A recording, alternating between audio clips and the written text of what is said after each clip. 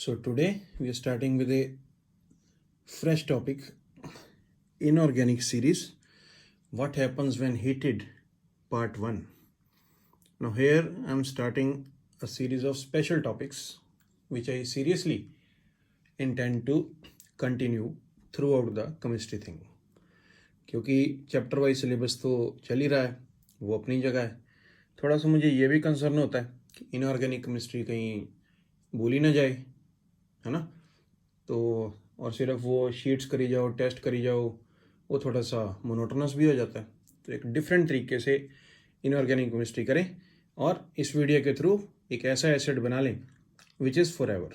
जब मन किया वीडियो ऑन किया एंड वी कैन रिवाइज. अब ये तो बड़ा ही थॉरो, बहुत ही लेंथी टॉपिक बनता है. When we heat certain chemical compounds of importance, they give so many products which are important and very interesting behaviors are observed in the laboratory. On the basis of that बहुत सारे questions आते हैं हर तरह के entrance exam में, और बहुत ज़्यादा कोई रटा वगैरह की ज़रूरत नहीं होती अगर थोड़ा सा चीज़ों को रिलेट करें. प्लस अब देखो मेहनत तो करनी पड़ती, वो करें, रिटेन करके रखें तो ठीक हो जाता है. तो कंपाइल करने के लिए जैसे शॉर्ट नोट्स हो गए या कुछ टिप्स हैं या एक लिस्ट बना के रख ली, तो उसी सीरीज़ में ये वीडियो आज मेरा मन हुआ बनाने का, what happens when heated plus. और इसको थोड़ा नयापन देने के लिए, थोड़ा और आप लोगों के लिए उपयोगी, यूजफुल बनाने के लिए I have come with this additional information कि जिस कंपाउंड की हम बात करेंगे कि उसको हीट करके क्या बनता है, वहाँ पे ख़त्म नहीं करेंगे. नहीं तो फिर वो लर्न करने वाला आ जाएगा कि 20-25 कंपाउंड हीट करके बता रहे हैं और कह रहे याद करो. उस कंपाउंड के बारे में और जो केमिस्ट्री में अच्छी अच्छी बातें हैं, जो इंपॉर्टेंट क्वेश्चन उससे कंसर्न बनते हैं, उनके बारे में बात करेंगे, including the some other important facts if any. तो आज के इस वीडियो में मैं 20 कंपाउंड लेके आया हूँ जिनके बारे में बात करें. एक्चुअली 20 नहीं, 20 से ज़्यादा ही हैं, हेडिंग 20 हैं, कोई दो दो इकट्ठे हैं तो उनको इकट्ठे एक ही हेडिंग में शामिल किया. और 20 थोड़े कम हैं क्योंकि और भी हैं, तो मेरे ख्याल से एक वीडियो कम से कम और इस सीरीज़ में आएगा. लेकिन ज़्यादातर जो इंपॉर्टेंट वाले कवर करने की कोशिश की है स्टार्टिंग में, और उम्मीद है जितना मज़ा मुझे ये वीडियो बनाने में आया, नोट्स बनाने में आया, उससे ज़्यादा मज़ा आपको इसको सुनने में आएगा. ठीक है. तो आप किसी भी एंट्रेंस की तैयारी कर रहे हैं केमिस्ट्री में, किसी प्रकार के भी एग्ज़ाम की, अब मैं नाम नहीं लूँगा, बहुत सारे नाम हैं, छोटे से लेके बड़े तक, बड़े से लेके छोटे तक, तो ये वाला वीडियो 100% यूज़फुल आपके लिए है, ये मैं पक्का कह सकता हूँ. अगर ये वीडियो आपको पसंद आए तो इसको लाइक ज़रूर करें, शेयर करें उन लोगों के साथ जो केमिस्ट्री पढ़ना चाहते हैं. मैं तो कह रहा हूँ ये बार बार. और मेरे चैनल को सब्सक्राइब करें और बेल बटन को दबा के रखें ताकि आपको जैसे वीडियो अपलोड हो इसके बारे में इंफॉर्मेशन आए, and you should be excited about watching the latest video all the time. और थोड़ा सा कमेंट सेक्शन में आके मेरे से बात करें, वो तो मुझे फिर बहुत ही अच्छा लगता है. और जो स्टूडेंट अभी अभी 10 से +1 में हुए हैं, अब हो सकता है वो अगर ये वीडियो देखें तो सारे पॉइंट्स तो इसमें से मैं नहीं कहता कि अच्छी तरह से समझ आ जाएंगे, क्योंकि कुछ कंसेप्चुअल बातें ऐसी होंगी इसमें जो अभी उन्होंने नहीं किया. जैसे लेट अस से वी टॉक अबाउट हाइब्रिडाइजेशन, तो अभी समझ नहीं आएगा, लेकिन फिर भी एफर्ट इज़ एवरीथिंग. 95% मेरे ख्याल से वो समझ आएगा. आज नहीं तो कल आपको इन कंपाउंड्स के बारे में स्टडी करना ही. तो शुरू होते हैं फिर. Special topics inorganic series, what happens when heated, part 1 with additional information, important facts about chemicals. चलो, सबसे पहला कंपाउंड जो मैं लेके आया हूँ, हाइड्रोजन परऑक्साइड. जितनी बातें करें उतनी कम. हाइड्रोजन परऑक्साइड को जब हीट करते हैं तो बड़ा सिंपल सा रिएक्शन है, वाटर प्लस HAFO2, बड़ा इजीली डिकम्पोज होता है. इनफैक्ट अगर इसको पड़ा रहने दें तो भी अपने आप ये रिएक्शन थोड़ा थोड़ा करके होता रहता है. हीट करने से रिएक्शन ज़्यादा होता है. अब इसकी जो डिकम्पोजिशन है, इट इज़, ये यार ऊपर को है ना, देखना, एक्सेलरेटेड बाय प्लैटिनम, गोल्ड. सिर्फ मेरी बात सुनेंगे तो ही बड़ा मज़ा आएगा और चीज़ें याद हो जाएंगी आपको, ऐसा मैं चाहता हूँ. Platinum, gold and silver, finally divided metals. एक दो और भी नाम होते लेकिन ठीक है, बहुत हैं. Accelerated again by alkalis, carbon and manganese dioxide in traces. Traces means बहुत कम क्वांटिटी में प्रेजेंट हो तब भी.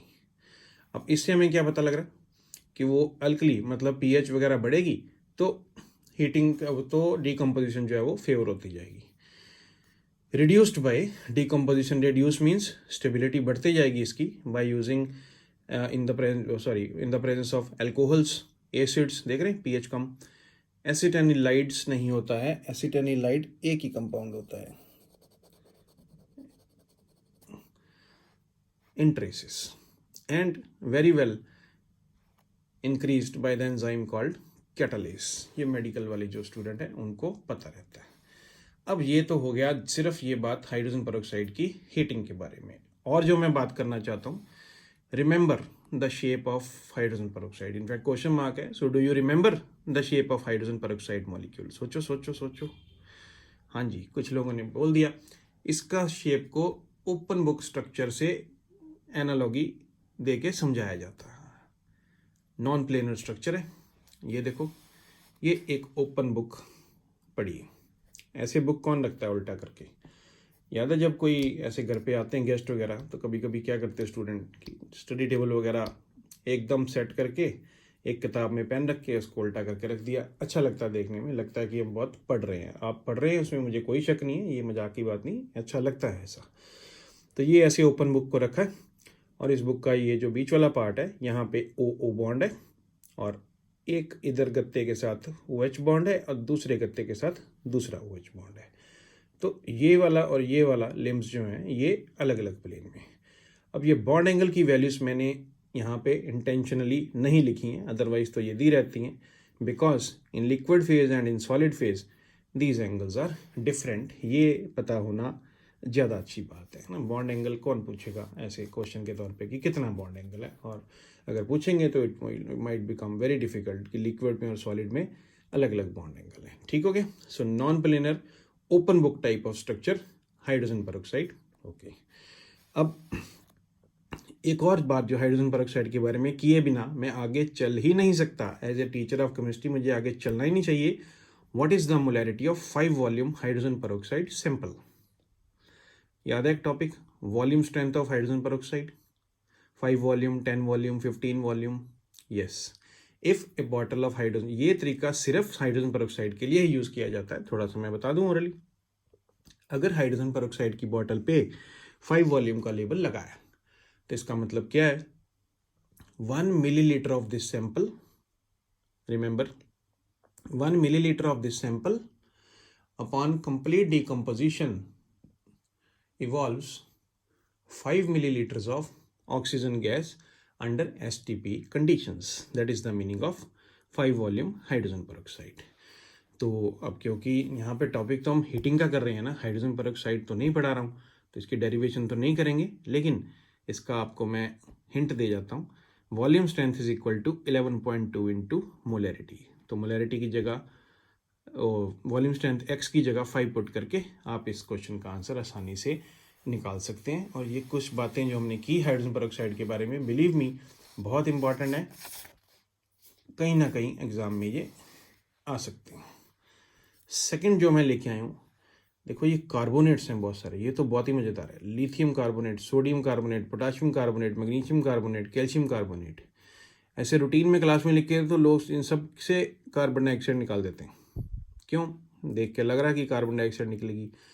केमिस्ट्री में देख के जो भी लगता है कभी कभी वो बड़ी परेशानी में डाल देता है। रियलिटी क्या है?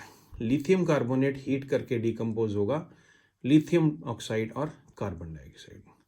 सोडियम कार्बोनेट और पोटाशियम कार्बोनेट हीट करने से टस से मस नहीं होंगे।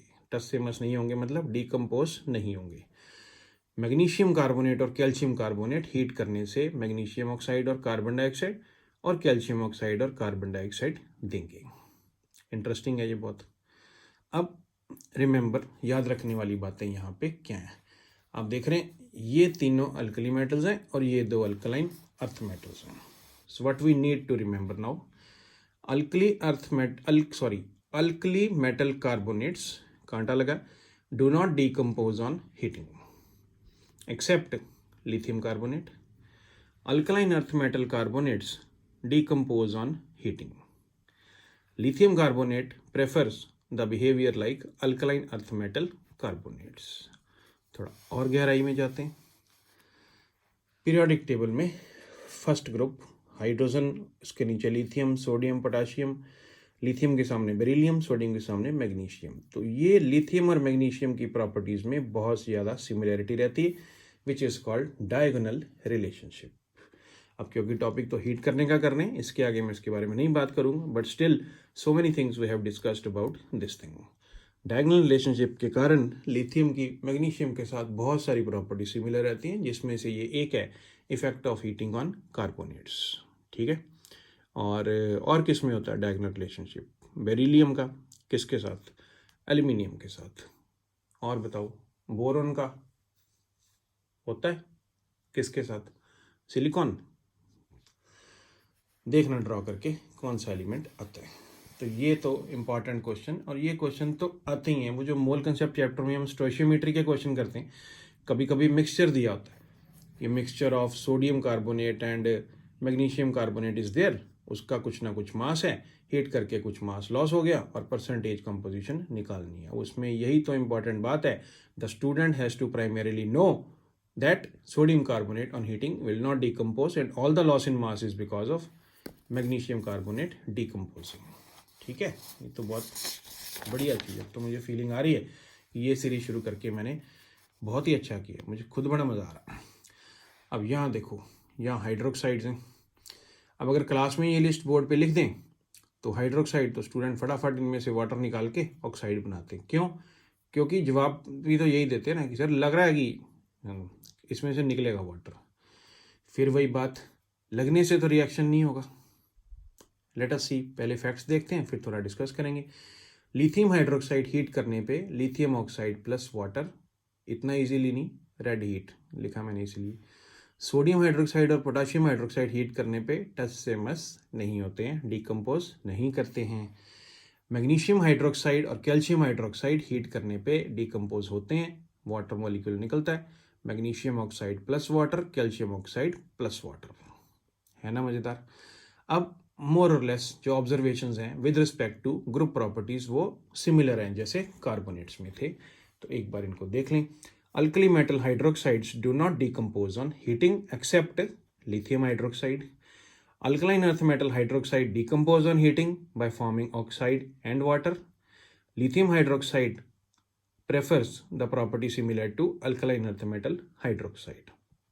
And this also comes under the heading of lithium magnesium diagonal relationship। ठीक हो गया। अब अगर आप बहुत ही बढ़िया वाला करना चाहते हैं तो देन इनके रीजंस भी हैं जो कुछ बुक्स में दिए रहते हैं कि कार्बोनेट क्यों डिकम्पोज होता है, कार्बोनेट क्यों डिकम्पोज नहीं होता है। उस इन चीज़ों में डिटेल में जाएंगे तो एक वीडियो में मैं एक ही कंपाउंड डिस्कस कर पाऊंगा, नहीं मुझे थोड़े ज़्यादा कर रहे हैं तो मैं इसको यहीं पे रोक रहा हूँ। चौथा आ गया, अब नाइट्रेट्स हैं। नाइट्रेट्स का थोड़ा इंटरेस्टिंग बिहेवियर रहता है जो कार्बोनेट और हाइड्रोक्साइड से डिफरेंट रहता है। अब देखो नाइट्रेट्स में क्या है, पहले तो यहाँ पे ना कुछ मिसिंग है, मैं इसको कंप्लीट कर दूँ फिर बात शुरू करते हैं। वो कुछ वहाँ पे गलती हो गई थी तो उसको ठीक किया, तो उसके बाद वो ऑक्सीजन रह गया। लिथियम नाइट्रेट को हीट करने से लिथियम ऑक्साइड NO2 और O2, देखो दो गैसेस। सोडियम नाइट्रेट भी हीट करने से डिकम्पोज हो रहा है लेकिन ओनली वन गैस, ऑक्साइड नहीं बन रहा। Sodium nitrite NiTrite, T for tree, then E, sodium nitrite and half molecule of oxygen, half mole of oxygen sorry. Magnesium nitrate lithium nitrate की तरह हीट करने से मैग्नीशियम ऑक्साइड NO2 और, अरे ये चल क्या रहा है यहाँ पे वाटर नहीं आएगा, O2 आएगा। ठीक है, NO2 और O2। सो लिथियम नाइट्रेट में 2 गैसेस और ऑक्साइड, मैग्नीशियम नाइट्रेट में भी 2 गैसेस ऑक्साइड। फिर से बन गया ये डायगोनल रिलेशनशिप में, सोडियम नाइट्रेट, सोडियम नाइट्राइट और हाफ मोल ऑक्सीजन। बड़े इंपॉर्टेंट क्वेश्चन इसमें से बनते हैं। ठीक है, so again we are observing that lithium and magnesium nitrates are showing similar behaviour and lithium nitrate is not showing behavior similar to sodium nitrate, although it is in the same group as sodium, group 1, which is alkali metals। तो ये मेरे topic 2, 3 और 4 ये तीनों alkali और alkaline earth metals की properties के बारे में बहुत ही इंपॉर्टेंट बातें बताते हैं।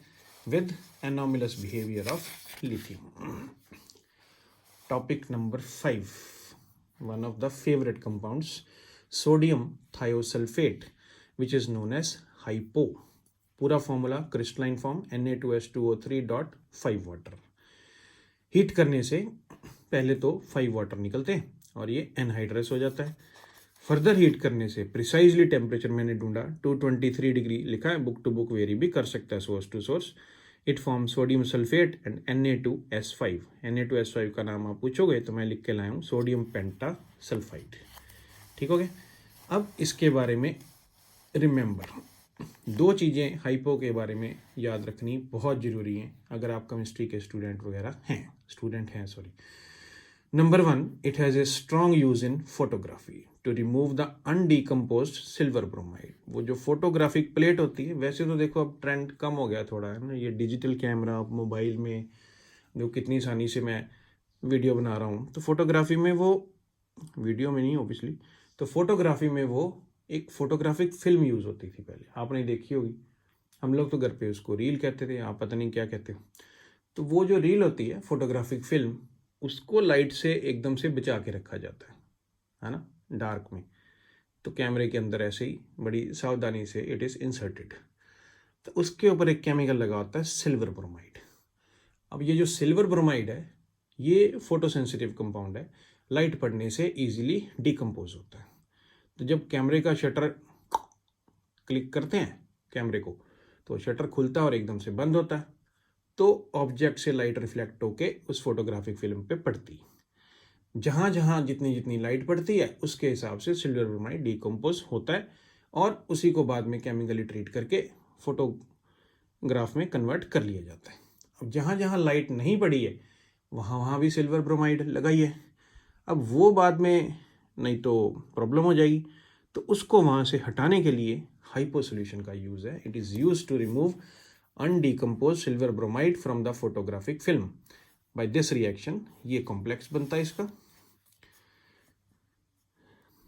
थायोसल्फेट के ऊपर 2 नेगेटिव होता है, 2 × 2 ये 4 नेगेटिव हो गया, 4 नेगेटिव सिल्वर 1 पॉजिटिव, तो 3 नेगेटिव बचा, तो इसलिए 3 सोडियम आए, colourless complex is form and sodium bromide. ठीक हो गया.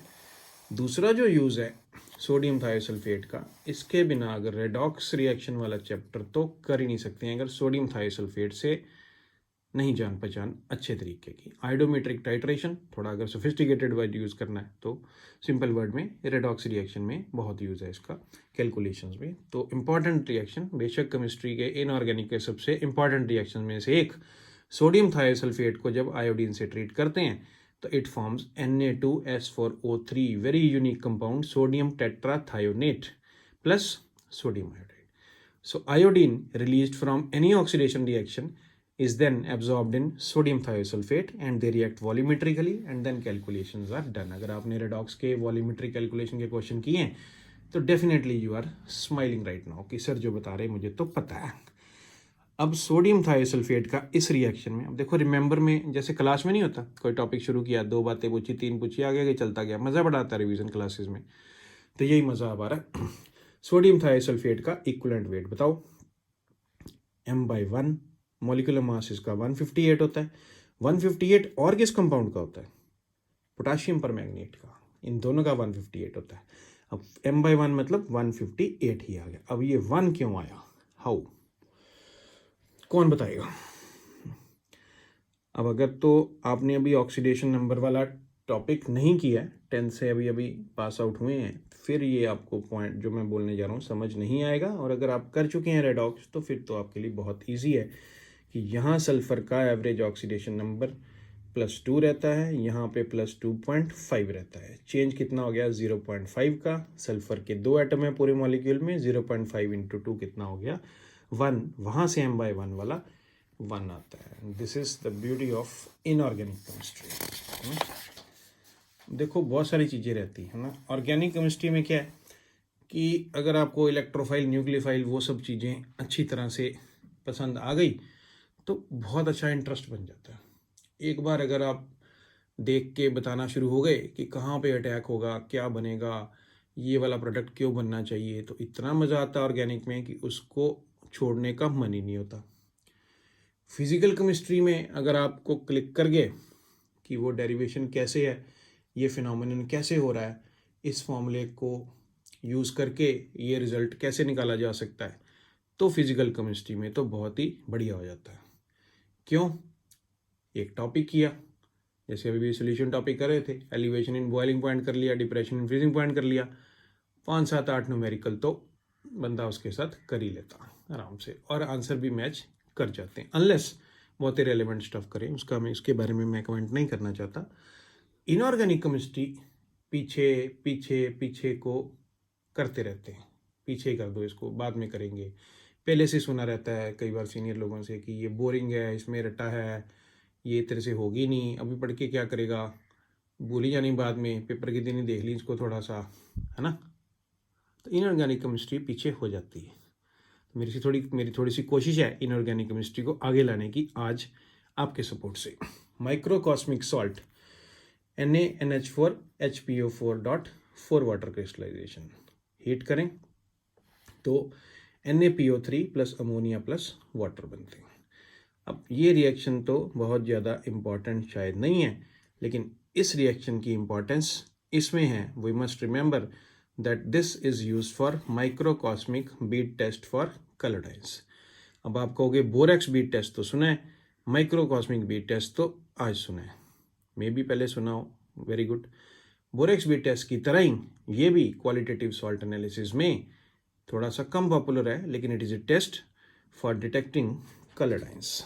तो वो जो NaPO3 बना है उसको हीट करने से, उसको जब मेटल सॉल्ट के साथ मिला के हीट करते हैं तो उस सॉल्ट से फिर बनता है मेटल ऑक्साइड, और ये और मेटल ऑक्साइड मिलके कलर्ड बीट बनाते हैं। तो similar to borax bead test ऐसा कुछ वहाँ पे फिनोमिनन होता है, और इस टेस्ट का भी वैसा यूज़ है। ठीक हो गया, चलो आगे चलते हैं। अगला कंपाउंड जो मैं लेके आया हूँ, Epsom salt. Epsom salt MgSO4.7 water. ठीक हो गया, इसको कोई विट्रियल वगैरह कहते हैं कि नहीं, फॉर्मूला तो उस टाइप का ही है। अब इसको हीट करने से सबसे पहले क्या होगा, 7 वाटर हटेंगे, 7 नहीं, पहले ये स्टेजेस में लिखा है, 6 वाटर हटेंगे, 1 वाटर रह गया, और हीट करेंगे तो वो वाटर भी चला गया, अब ये टोटली एनहाइड्रस हो गया। स्ट्रॉन्ग हीटिंग पे अब डिकम्पोज हो रहा है मैग्नीशियम ऑक्साइड, सल्फर डाइऑक्साइड और ऑक्सीजन। मैग्नीशियम ऑक्साइड बहुत स्टेबल कंपाउंड है, ये फर्दर डिकम्पोज नहीं होने वाला। ठीक है, अब एप्सम सॉल्ट के बारे में कोई बहुत ज़्यादा फर्दर इंफॉर्मेशन इतनी रेलिवेंट नहीं मुझे लगी। What I can tell you, it has efflorescent crystals. अब एक डिलिक्विसेंस फिनोमिनन होता है, एक इफ्लोरेसेंट फिनोमिनन होता है। जब हाइड्रेटेड सॉल्ट को एटमॉस्फेयर में रखते हैं तो if it has a tendency to lose its water of crystallization to the atmosphere, then it is called efflorescent. Simple to start with, this wording is okay.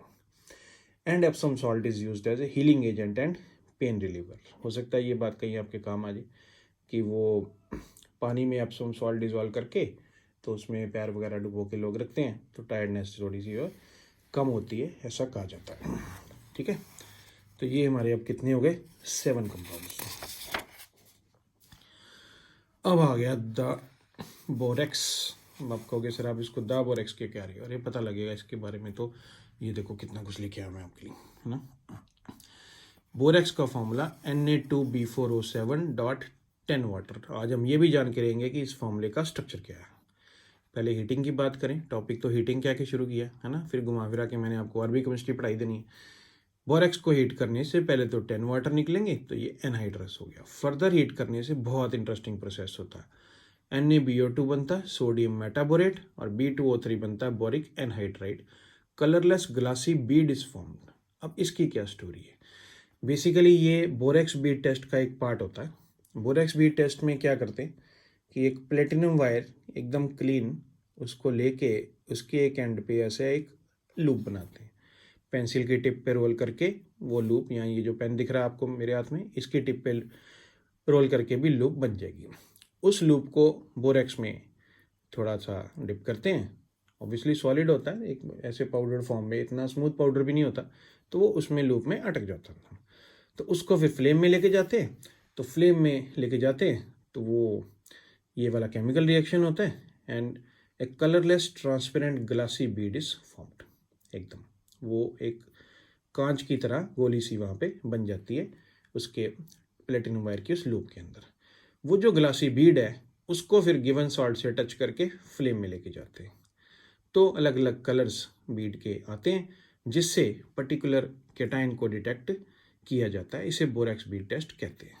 तो सबसे पहली बात तो बोरेक्स का फॉर्मूला, उसके बाद हीट करने पे कलरलेस ग्लासी बीड बनता है, उसके बाद हीट करने पे ये दो कंपाउंड बनते हैं जिनका कलरलेस ग्लासी बीड बना होता है, sodium metaborate and boric anhydride. फिर जैसे कॉपर सल्फेट के साथ हीट किया तो ये B2O3 वाला पार्ट उससे रिएक्ट करके ये कॉपर मेटाबोरेट बनाता है जिसके कलर के कारण हम डिटेक्ट कर सकते हैं कि क्या है।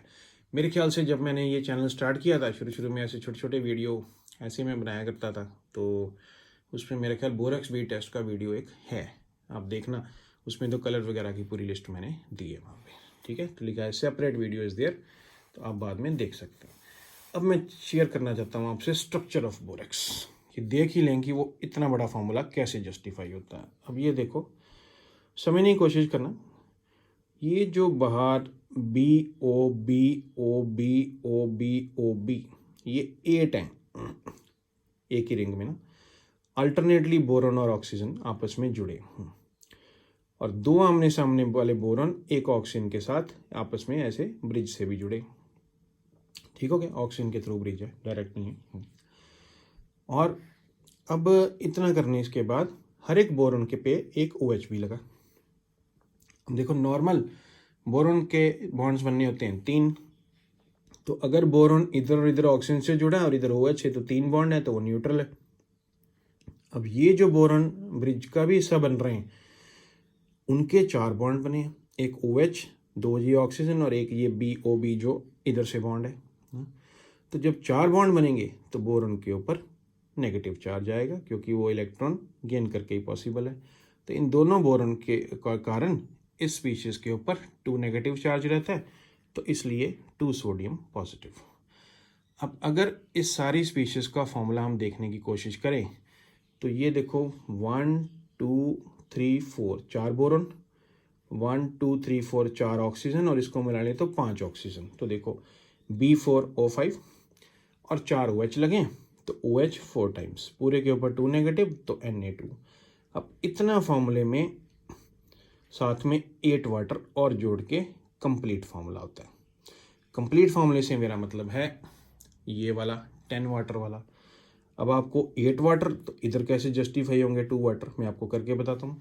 ऊपर क्या फॉर्मूला लिखा, Na2B4O7, आज अच्छी तरह से समझ ही लेते हैं। Na2 हो गया, B4O7 कैसे होंगे, 5 ऑक्सीजन यहाँ पे है, 2 यहाँ, 4 में से 2 ले ले O7, बाकी क्या बचा, 4 हाइड्रोजन 2 ऑक्सीजन 2 वाटर के बराबर है ही। Therefore Na2B4O7 dot 10 water is actually Na2B4O5 OH4 dot 8 water. Yes, अब सही लग रहा है एकदम से इनऑर्गेनिक केमिस्ट्री सीरीज का वीडियो बनाने का। फ्री टाइम में इन चीज़ों को रिवाइज जो करेगा इनऑर्गेनिक में, उसको मैं इनऑर्गेनिक पीछे नहीं जाने दूंगा उसकी। अगला कंपाउंड है ऑर्थोबोरिक एसिड, फॉर्मूला H3BO3, बहुत फेमस, बहुत बातें इसके बारे में, ये देखो अभी करेंगे। 100 डिग्री सेल्सियस पे HbO2 प्लस वाटर बनाता है। HbO2 याद करा दूं आपको, मेटाबोरिक एसिड। 160 के ऊपर अब ये टेम्परेचर थोड़ा वेरी कर सकते हैं, है ना। 160 पे हीट करने से H4B2O7 बनाता है, tetraboric acid. Tetraboric acid red heat पे B2O3 बोरिक एनहाइड्राइड में कन्वर्ट हो, तो final product is boric anhydride but through metaboric acid and tetraboric acid. ठीक होगी। अब इसके बारे में what you want to remember, ये तो सारे मेरे स्टूडेंट्स को पता रहता है कि सुपर स्पेशल केस कि बोरिक एसिड का फॉर्मूला H3BO3, इसमें 3 H हैं तो बेसिसिटी 3 होनी चाहिए। अगर फॉर्मूले से कुछ गड़बड़ हो सकती है तो स्ट्रक्चर में कर लें। हर एक बोरॉन के ऊपर 3 OH लगें, एक बोरॉन के ऊपर 3 OH लगें, 3 OH लगे तो मतलब 3 OH O के साथ लगें, तो 3 OH निकलने चाहिए उस रूल के अकॉर्डिंगली, है ना। ऑक्सीजन ज़्यादा इलेक्ट्रोनेगेटिव वाला रूल, तो भी बेसिसिटी 3 होनी चाहिए। लेकिन बेसिसिटी कितनी आती है 1, it is a weak monobasic acid. क्या रीज़न? वाटर से रिएक्ट करता है, अपना एच तो कोई भी नहीं छोड़ता, इलेक्ट्रॉन डेफिशिएंट बोरॉन यहाँ से OH नेगेटिव को खींच लेता है, तो BOH4 1 नेगेटिव, वाटर में से OH नेगेटिव बाहर जाएगा तो H पॉजिटिव, तो बेसिटी कितनी हुई 1। और इंटरेस्टिंग, अच्छे एंट्रेंस एग्जाम में काम आने वाली बात लाया हूँ, वीक मोनोबेसिक एसिड इक्विलिब्रियम बहुत ज़्यादा फॉरवर्ड में नहीं है, बहुत ज़्यादा H पॉजिटिव नहीं बनते, but it can be turned into A stronger monobasic acid in the presence of बहुत कुछ है, कैटिकोल, सैलिसिलिक एसिड, मैनिटोल, ग्लिसरॉल, सिसडायोल्स एक जनरल वर्ड यूज होता है। सिसडायोल का क्या मतलब हुआ? दो एडजेसेंट कार्बन पे सेम साइड में दो एडजेसेंट कार्बन पे 2 OH, और वो भी एक दूसरे से अपोजिट पॉइंट आउट नहीं करनी चाहिए, सेम। सपोज इस प्लेन के पेपर के प्लेन में कार्बन है तो दोनों OH यहाँ अबव द प्लेन, यहाँ दोनों OH बिलो द प्लेन। तो उससे क्या होता है, मेरे ख्याल एक बार किसी अच्छे एग्जाम में इससे रिलेटेड क्वेश्चन आ भी चुका है, जो लोग प्रीवियस ईयर पेपर करते हैं उनको इसकी नॉलेज होनी चाहिए, नहीं है तो अभी कर रहे हैं हम।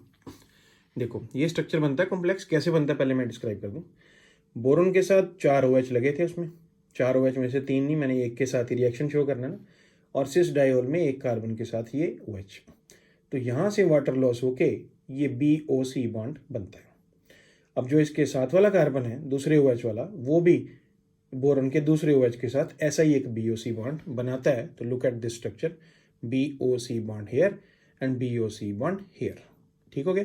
तो एक तरफ से यूं और दूसरी तरफ से दूसरा ग्लाइकोल का मॉलिक्यूल, ये इस कॉम्प्लेक्स को स्टेबलाइज करते हैं। अब जैसे ये कॉम्प्लेक्स स्टेबलाइज होगा तो क्या होगा, this equilibrium will be going in the forward direction, more and more H positive will be release. तो ये बहुत बढ़िया बात है, बहुत ही पसंद आने वाला कॉन्सेप्ट है। आगे चलते हैं, अगला कंपाउंड पोटाश एलम, अरे इनऑर्गेनिक के हीरो हैं ये कंपाउंड सारे। K2SO4.Al2SO4 thrice .24 water. सबसे पहले बताओ इसका मॉलिक्यूलर मास कितना होता है, अगर किसी को याद है मेरे स्टूडेंट को, 948। और अगर इक्विवेलेंट वेट निकालना चाहते हैं वो टोटल कैटायनिक और टोटल नाइट्रिक चार्ज से डिवाइड करके, तो कितने से डिवाइड करेंगे आप? हंसी जाओ जिन्होंने अभी अभी किया है, 8 से डिवाइड करेंगे। 948/8 कितना आएगा? 118.5। बहुत ही बढ़िया। तो इसको हीट करने से, वैसे जनरल बात है, जब भी एलम्स को हीट करते हैं, जैसे ये एलम पोटाश एलम क्या होता है, फिटकरी नाम सुना होगा आपने, ऐसे घरों में भी रहती है, तो कभी कभी उसको यूज़ करते हैं कई चीज़ों के लिए, तो उसको गर्म करते हैं तो it swells up due to elimination of water molecule. तो वो ऐसे ही पहले थोड़ा सा वो जैसे ना मेल्ट होने टाइप चीज़, मेल्ट तो नहीं होता एग्जैक्टली, लेकिन वो वाटर मॉलिक्यूल निकलने से, वाटर निकलने से वो थोड़ा लिक्विफाई सा होना शुरू होता है और फिर एकदम से स्वेलअप होता है, और इफ़ यू कंटिन्यू तो बाद में सिर्फ वो जो वाइट कलर का पाउडर ही रह जाता है। ये ऑब्जर्वेशन होती है। तो हीट करने से सबसे पहले 24 वाटर मॉलिक्यूल निकलेंगे और K2SO4 डॉट एल्यूमिनियम सल्फेट निकलेगा। फिर और फर्दर इसको हीट करें रेड हीट तक, तो पोटाशियम सल्फेट को तो कुछ नहीं होता है, एल्यूमिनियम सल्फेट ब्रेक होता है और ये बनाता है Al2O3 alumina plus sulphur trioxide. ठीक हो गया। कभी सोचा है 24 वाटर ऑफ क्रिस्टलाइजेशन क्यों होते हैं? सोचो सोचो सोचो, 24 की क्या स्टोरी है? अरे मेटल देखो कितने हैं, 2 पोटाशियम और 2 एल्यूमिनियम, 4 मेटल आयन है। हर एक मेटल आयन के साथ 6 वाटर मॉलिक्यूल कोऑर्डिनेटेड रहते हैं एक्वस सॉल्यूशन में। इस वजह से 24 वाटर होते हैं, 4 6 24। हाँ जी। अब रिमेंबर की बात करें, रिमेंबर में मैं आपको बताना चाहता हूँ एलम एंड स्यूडोएलम। ये स्यूडोएलम का फॉर्मूला, ये एलम का, दोनों में ही 24 वाटर हैं, दोनों ही डबल सल्फेट है, 2 सल्फेट यहाँ भी हैं, 2 सल्फेट यहाँ भी है। फर्क क्या है? यहाँ पे M2SO4 है, मतलब इस मेटल की वैलेंसी 1 पॉजिटिव है, मतलब ये मोनोवेलेंट है। यहाँ पे MSO4 है स्यूडोएलम में, इस मेटल जो है डाइवेलेंट है, 2 वैलेंसी वाला है। बाकी सेम है, ये एल्यूमिनियम की तरह 3 पॉजिटिव वाला है और ये भी 3 पॉजिटिव वाला है। तो monovalent plus trivalent double sulfate with 24 water is alum, and divalent plus trivalent with 24 water is pseudoalum। ठीक हो गया। तो ये M+1 और ये M जो है +2। तो आप कहोगे स्यूडोएलम की कोई एग्जांपल लाएं, manganese sulphate, aluminium sulphate 24 water. Does alum always have aluminium? ये बड़ा इंटरेस्टिंग क्वेश्चन है ना, कि ये एलम की क्लासिफिकेशन में जो आते हैं वो हमेशा एल्यूमिनियम वाले होते हैं, उसके बिना भी है क्रोम एलम करके होता है, और उसका ये फॉर्मूला है potassium sulphate chromium sulphate dot 24 water. अब बताओ इनऑर्गेनिक केमिस्ट्री में मज़ा आ रहा है कि नहीं आ रहा? आगे चलते हैं। रेड लेड में एक आध रिएक्शन बहुत इंपॉर्टेंट होता है, Pb3O4 को रेड लेड कहते हैं। तो ये दो कंपाउंड से मिलने से बना है, इसके और नाम है, इसको मिनियम बोलते हैं और सिंदूर ऐसे लिखा है बुक्स में। Pb3O4 को जब हीट करते हैं 470 पे तो PbO प्लस O2 बनता है। अब इस रिएक्शन में थोड़ी डिटेल है। बेसिकली ये Pb3O4 मिक्स्ड ऑक्साइड है, इन दोनों से मिलके बना है। PbO जो 2 पॉजिटिव वाला है प्लम्बस टाइप, इसके 2 पार्ट, और PbO2 जो 4 पॉजिटिव वाला है प्लम्बिक टाइप, इसका 1 पार्ट। जब हीट करते हैं तो वो जो PbO है इसको कुछ नहीं होता, PbO2 ही डिकम्पोज होके PbO और O2 में कन्वर्ट होता है, तो वो एक्स्ट्रा ऑक्सीजन वहाँ से निकल जाती है। और एक बात, PbO2 को क्या कहेंगे आप? डाइऑक्साइड के परऑक्साइड। ये बहुत ही इंपॉर्टेंट इनऑर्गेनिक का केमिस्ट्री का पॉइंट मेरे मन में आ गया। फॉर्मूला देखो, H2O2, K2O2, Na2O2, BaO2, PbO2, ये सारे एक जैसे साउंड कर रहे हैं, लेकिन ट्रू परऑक्साइड की डेफिनेशन रहती है कि एक ऐसा कंपाउंड इस टाइप के फॉर्मूले में से जिसको जब एसिड के साथ ट्रीट करें, डाइल्यूट एसिड के साथ, तो वो हाइड्रोजन परऑक्साइड प्रोड्यूस करें। क्योंकि ट्रू परऑक्साइड के अंदर परऑक्साइड बॉन्डिंग रहेगी तो वो हाइड्रोलिसिस पे हाइड्रोजन परऑक्साइड देगा, और अगर वो नहीं देगा तो वो परऑक्साइड नहीं है, फिर वो डाइऑक्साइड में क्लासीफाई करते हैं। तो ऐसी 2 एग्जांपल है जो फॉर्मूला सुनने में और लिखने में तो परऑक्साइड की तरह है, लेकिन बेसिकली वो डाइऑक्साइड है। PbO2 आपके सामने है और एक MnO2। ये बात मेरी ध्यान से सुन के याद रखेंगे तो ये क्वेश्चन कहीं ना कहीं जरूर आपके सामने आएंगे, और यहाँ आ चुके होंगे, then you are already smiling. PbO2 and MnO2 are dioxides not peroxide. बहुत बढ़िया। अब ये जो इंपॉर्टेंट रिएक्शन, ये रिमेंबर सीरीज में मैं लाया हूँ, Pb3O4 plus nitric acid, heat वूट करना पड़ेगा शायद, तो PbNO3 twice PbO2 plus water. अब ये रिएक्शन याद करने का क्या तरीका? क्या ये रट्टा है? नहीं। Pb3O4 में PbO और PbO2 हैं। PbO2 नॉर्मल लेड ऑक्साइड है, वो ऑक्साइड नाइट्रिक एसिड से रिएक्ट करके सॉल्ट प्लस वाटर बना रहा है। PbO2 रिएक्ट नहीं कर रहा, तो वो इस रिएक्शन में एक प्रोडक्ट है। यस, ऐसे करते हैं इनऑर्गेनिक केमिस्ट्री। अब 2 कंपाउंड इकट्ठे, और बहुत इंपॉर्टेंट, अगर आप मुझे कहो ये 20 जो मैं लेके आया हूँ इनको डिक्रीजिंग ऑर्डर ऑफ इंपॉर्टेंस में अरेंज करो तो ये सब इक्वल का साइन ही आ जाएगा। सारे के सारे इतने ज़्यादा इंपॉर्टेंट है। अमोनियम नाइट्रेट और ammonium nitride super most important cases of inorganic chemistry.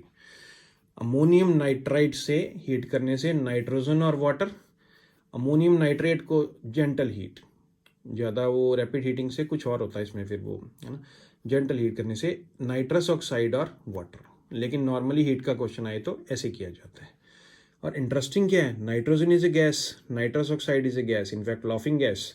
High temperature पे वाटर के भी वेपर्स ही बनेंगे, पॉसिबिलिटी है, there is no residue in the test tube. Let's see, N और N नाइट्रोजन, H4O2 से 2 वाटर, N और N नाइट्रोजन और एक O यहाँ से नाइट्रस ऑक्साइड, और बाकी H4O2 से 2 वाटर। छोटा सा तरीका है इसको याद रखने का। याद रखने के कई तरीके होते हैं।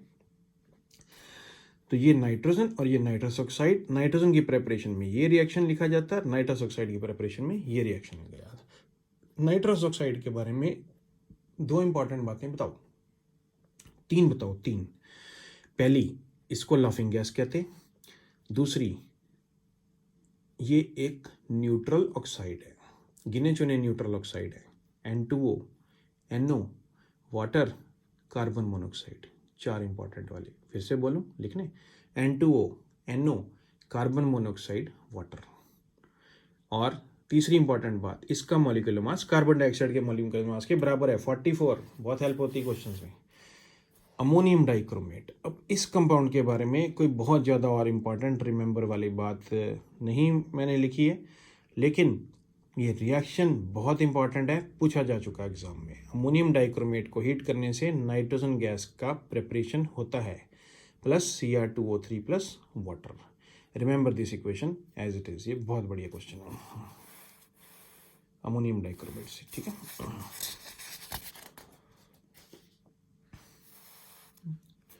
अब ये लोग आ गए सिल्वर नाइट्रेट और मर्क्यूरिक नाइट्रेट। अब इनका बिहेवियर बहुत यूनिक। नॉर्मली जब ऑक्सी सॉल्ट्स को हीट करते हैं, सल्फेट्स को हीट किया, नाइट्रेट्स को किया, कार्बोनेट्स को किया, किसी किसी केस में तो डिकम्पोजिशन नहीं होगी। जिनमें डिकम्पोजिशन होगी वहां पे क्या होगा सोचो। सॉल्ट ब्रेक होगा, कोई गैस बन सकती है और साथ में जो ऑक्साइड बनेगा मोस्टली केसेस में। अभी हमने पीछे देखा मैग्नीशियम नाइट्रेट को हीट करें तो मैग्नीशियम ऑक्साइड NO2 और O2 इस तरह से, तो मेटल का ऑक्साइड बनना लगभग तय होता है। लेकिन ये जो मरकरी और सिल्वर है, इनकी ऑक्सी सॉल्ट्स को हीट करने से, जैसे ये नाइट्रेट्स की बात है, यहाँ पे NO2 बन रहा है और मेटल ही बन रहा है, साथ में O2, मेटल ऑक्साइड नहीं बन रहा है, मेटल ही आ रहा है। ये इनऑर्गेनिक में लर्न करना बहुत जरूरी है कि मरकरी और सिल्वर नाइट्रेट को हीट करने से दो गैसेस NO2 गैस और ऑक्सीजन गैस, और मरकरी और सिल्वर एज इट इज। अब इस रिएक्शन का बेस कहाँ पे है सबको तो पता नहीं, लेकिन जिन लोगों ने मेटलर्जी वाला चैप्टर कर लिया है they will remember that thermodynamic principles of metallurgy में, बाकी भी करेंगे जब तो ये पॉइंट फिर वहाँ पे आएगा। एलिंगम डायग्राम से एक्सप्लेन होता है कि mercury oxide and silver oxide are not stable at high temperature. तो ये दो मेटल ऑक्साइड्स बड़े यूनिक हैं that they are not stable at high temperature, तो ये फर्दर ब्रेक डाउन होके मेटल और ऑक्सीजन में कन्वर्ट हो जाते हैं। So these are very unique question. General किसी को आएगा तो वो मरकरी ऑक्साइड और NO2 और O2 बना के आएंगे, लेकिन आपको पता लग गया सीक्रेट क्या है, आप तो गलती नहीं करोगे, ठीक है। अगला कंपाउंड, अरे एक से बढ़ के एक आ रहे हैं, वो तो कुछ लोग तो आप में से बहुत दिल से खुश हो रहे होंगे। ऑर्थोफॉस्फोरिक एसिड आ गया, H3PO4। पहले स्ट्रक्चर देखें, ट्राई बेसिक ना, P के साथ एक डबल बॉन्ड हो, 3 OH, हर एक O के साथ H लगा है तो ये 3 OH निकलेंगे, ट्राई बेसिक। हीट करने से पहले ये बनाता है H4P2O7 which is called pyrophosphoric acid, PFOPY, pyrophosphoric acid. Unique है, बेसिसिटी 4। और कोई सोचो बेसिसिटी 4 वाला आज कोई आया क्या? इसका स्ट्रक्चर देखो, इसमें POP बॉन्ड रहता है और हर एक P के साथ एक एक डबल बॉन्ड हो और 2 OH। चेक करें, फॉर्मूला बनता है 4 OH है तो 4 तो हाइड्रोजन हो गए, H4, 2 फॉस्फोरस हो गए, P2O7 कैसे हुए, हर एक OH में एक एक हो, 4, 5, 6 और 1 7 हो गया जी। अब वो फर्दर हीट करने पे मेटाफॉस्फोरिक एसिड बनाता है। इसके तो स्ट्रक्चर ही बड़े यूनिक होते हैं। HPO3, HPO3 को और हीट करने पे रेड हीट तक ले जाए तो P4O10 फॉस्फोरस पेंटाऑक्साइड, ठीक है। ये तो हीटिंग का हो गया। अब मेटाफॉस्फोरिक एसिड का स्ट्रक्चर, इसके स्ट्रक्चर की एक तो ये रिप्रेजेंटेशन है, ये मोनोमेरिक फॉर्म है और ये इसकी पॉलीमेरिक फॉर्म है। पॉलीमेरिक में बहुत सारे POP बॉन्ड्स होते हैं और इसकी एक ये साइक्लिक ट्राइमेरिक फॉर्म है जो बहुत ही केमिस्ट्री में फेमस है। एक 6 मेंबर रिंग बनती है जिसमें अल्टरनेटली P और O रहते हैं और हर एक P के ऊपर एक डबल बॉन्ड O और एक OH रहता है। देखो ये P 2 बार O से जुड़ा है, ये P भी 2 बार O से जुड़ा है, डबल बॉन्ड OH, यहाँ भी डबल बॉन्ड और OH। सिमिलरिटी है, बस ये पॉलीमर में है, चेन बढ़ती चली जाती है और ये ट्राइमर है, 3 मॉलिक्यूल का रिंग कंप्लीट हो गया। ऐसा मिलता जुलता स्ट्रक्चर कहीं देखा है इनऑर्गेनिक में? अब मैं स्ट्रक्चर सीरीज वाला मुझे आइडिया आ रहा है कि मुझे स्ट्रक्चर्स वाला वीडियो भी एक लेके आना चाहिए ताकि बहुत ही बढ़िया तरीके से आप लोगों को इनऑर्गेनिक में तैयार करवा दूँ। तो सल्फर ट्राइऑक्साइड का सॉलिड स्टेट में एक ट्राइमर बनता है, उसका भी बहुत मिलता जुलता स्ट्रक्चर होता है। अब एक यहाँ पे रह गया, I should have drawn P4O10 का स्ट्रक्चर और P4O6 का स्ट्रक्चर, लेकिन आई प्रॉमिस कि मैं अगले वीडियो में इस बारे में बात जरूर करूँगा, ठीक हो गया। चलो ये 14 हो गए। 15th, अरे वाह, potassium dichromate, favourite organic inorganic compound. Inorganic chemistry के सबसे इंपॉर्टेंट केमिकल्स में से एक potassium dichromate, very beautiful orange coloured crystals. Heat करने में इसके बारे में तो, इसकी तारीफ में तो जितनी बातें करें उतने कम है, पूरी कॉपी भर जाएगी, पर पोटाशियम डाइक्रोमेट से रिलेटेड बातें खत्म नहीं होगी। अब यहाँ पे मैं रिमेंबर में एक आध चीज़ ही बता पाऊँगा, क्योंकि नहीं तो फिर पोटाशियम डाइक्रोमेट ही शुरू हो जाएगा, है ना। इसका करेंगे अलग वीडियो, जरूर करूँगा मैं। हीट करने पे पोटाशियम क्रोमेट, K2CrO4, Cr2O3 और ऑक्सीजन की प्रेपरेशन में भी ये रिएक्शन दिया रहता है और बहुत इंपॉर्टेंट है। It is an excellent oxidising agent in the acidic medium, याद रखेंगे आप। And when it acts as the oxidizing agent, its color changes from orange to green, जो बहुत बार क्लास में पूछा जाता है colour change.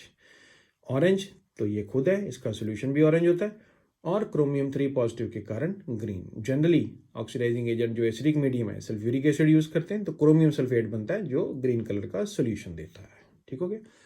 What we remember, equivalent weight m/6। कैसे? अब मैं यही एक चीज़ यहाँ मैंने सोचा कि आपको यही सीख लेते हैं। अब अगर ऑक्सीडेशन नंबर वगैरह नहीं आते तो ये पॉइंट इतना समझ नहीं आएगा, फिर थोड़ा सा वेट कर लेना, जब ऑक्सीडेशन नंबर आप पढ़ लेंगे तो समझ आएगा। क्रोमियम का ऑक्सीडेशन नंबर +6 इस कंपाउंड में, यहाँ पे +3, +6 से +3 हुआ, पॉजिटिव चार्ज कम हो रहा है, ऑक्सीडेशन नंबर रिड्यूस हो रहा है, मीन्स इसने इलेक्ट्रॉन्स गेन किए हैं। कितने इलेक्ट्रॉन गेन किए? 3 का चेंज है।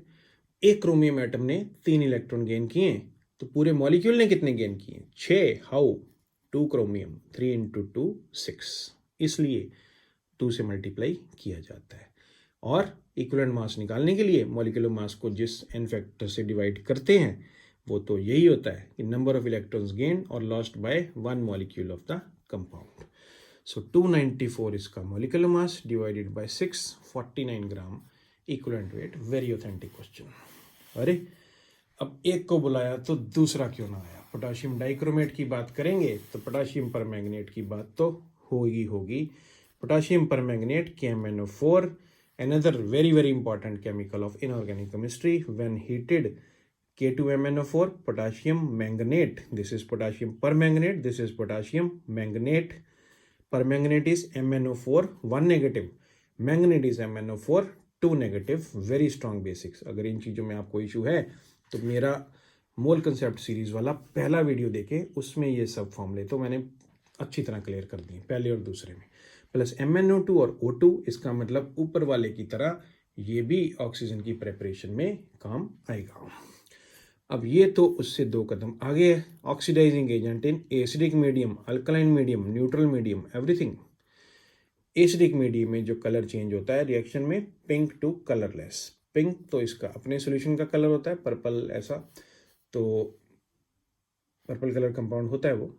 तो मैंगनीज 2 पॉजिटिव के कारण सॉल्यूशन कलरलेस रहता है। इनका मैंगनीज सल्फेट का कोई कलर नहीं होता है सॉल्यूशन में। इक्विवेलेंट वेट जो है m/5 रहता है। अब आपको मैंने ऊपर वाला बता दिया ना, तो थोड़ा करेंगे आप m/5 कैसे रहता है। अल्कलाइन मीडियम में पहले पोटाशियम मैंगनेट बनता है K2MnO4, जो बाद में MnO2 में कन्वर्ट हो जाता है। और अगर यहाँ तक चेंज कंसिडर करें तो m/1 इक्विवेलेंट वेट रहेगा। न्यूट्रल मीडियम में MnO2 रहता है, बनता है सीधा ही, तो अगर MnO2 के हिसाब से चेंज देखें तो इक्विवेलेंट वेट जो है m/4 आता है।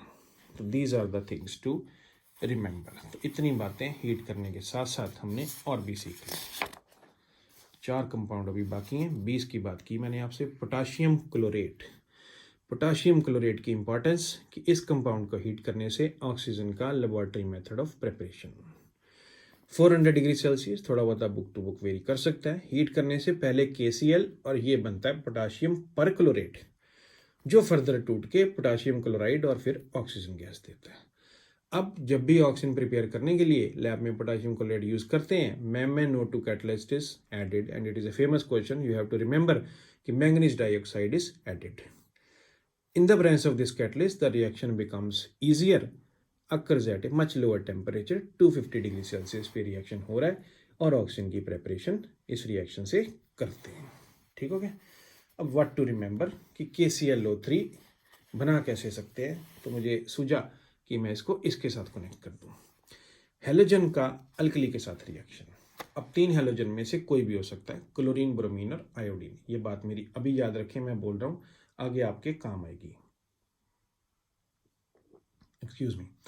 हेलोजन फ्लोरीन को छोड़ दे, उसका डिफरेंट रहता है। क्लोरीन, ब्रोमीन या आयोडीन को जब किसी अल्कली से ट्रीट करें, बेशक पोटाशियम हाइड्रोक्साइड हो, बेशक सोडियम हाइड्रोक्साइड हो, दो तरह के रिएक्शन होते हैं. One is described in cold and dilute and one is described in hot and concentrated. Cold and dilute में potassium chloride, potassium hypochlorite T वाला. अब अगर आपको इन नामों में भी प्रॉब्लम है तो मेरा मोल कंसेप्ट सीरीज का वीडियो 1 और 2 जरूर देखें, उससे इनऑर्गेनिक केमिस्ट्री में बहुत हेल्प होगी. एंड वाटर और हॉट कंसनट्रेटेड में potassium chloride, potassium chlorate plus water. तो कोल्ड और डाइल्यूट और हॉट कंसनट्रेटेड का इस प्रोडक्ट का फर्क है. सोडियम हाइड्रोक्साइड करेंगे तो NaClO NaClO3. ठीक है. एक और छोटी सी बात आपसे पूछता हूँ, क्या ये दोनों रिएक्शन डिस्प्रपोर्शनेशन है? अब आपको सर आप तो चैप्टर ही पढ़ाने लगे. नहीं पढ़ाते, पूछ ही रहा हूँ, नाराज ना हो, नहीं आता कोई बात नहीं. RbICl2 थोड़ा सा हटके क्वेश्चन है. ये रुबीडियम है. ICl2 एक पॉलीहेलाइड आयन है, ICl2 1 नेगेटिव. ऐसे जो मिक्स्ड पॉलीहेलाइड आयन हैं जिसमें एक से ज़्यादा तरह के हेलोजन एटम रहते हैं, उनके अल्कली मेटल सॉल्ट्स को हीट करने से एक खास तरह का रिएक्शन होता है. अब यहाँ पे एक तो जो हेलोजन है वो तो अल्कली मेटल के साथ ही रह गया और बाकी दो निकल गए. अब क्वेश्चन ये रहता है कौन निकलेगा. अब मैं तो आपको बिल्कुल नहीं कहूँगा कि रट्टे मारे. जो स्मॉलर हेलोजन है it stage with the alkali metal atom. Chlorine और आयोडीन में स्मॉलर कौन है? क्लोरीन. ऊपर से नीचे चले पीरियड में, फ्लोरीन, क्लोरीन, ब्रोमीन, आयोडीन, तो क्लोरीन स्मॉलर है तो वो रहेगा. अब बाकी ICl बाहर निकल जाना है. तो स्मॉलर हेलोजन का लॉजिक क्या है? ये तो बेसिकली लैटिस एनर्जी के ऊपर बेस्ड है कि जो छोटा हेलोजन एटम रहेगा तो वो जो ये है कंपाउंड, इसकी लैटिस एनर्जी ज़्यादा रहेगी, स्ट्रॉन्गर लैटिस एनर्जी, ज़्यादा स्टेबल लैटिस बनेगा, तो इसलिए वो इसके साथ रहता है. और जो लार्जर वाला है उसकी प्रेफरेंस में वो बाहर निकल जाता है. ठीक हो गया. पॉलीहेलाइड ion ICl2 negative. ICl2 negative के बारे में बात नहीं की तो फ़ायदा क्या? sp3 hybridisation of iodine and linear shape, 2 bond pair, 3 lone pair. अब ये बात तभी समझ आएगी अगर आपने केमिकल बॉन्डिंग चैप्टर पढ़ लिया, नहीं तो वो पढ़ने के बाद जरूर समझ आएगी. XeF6 xenon hexafluoride. अब ये तो सोचना ही नहीं ना कि नोबल गैसेज के कंपाउंड नहीं बनते. हाल देखो जेनॉन का कितने कंपाउंड. XeF6 को हीट करने से XeF4 plus XeF2 plus F2. Reaction देखने में बहुत सिंपल लग रहा है पर बच्चे इसमें गलती करते हैं.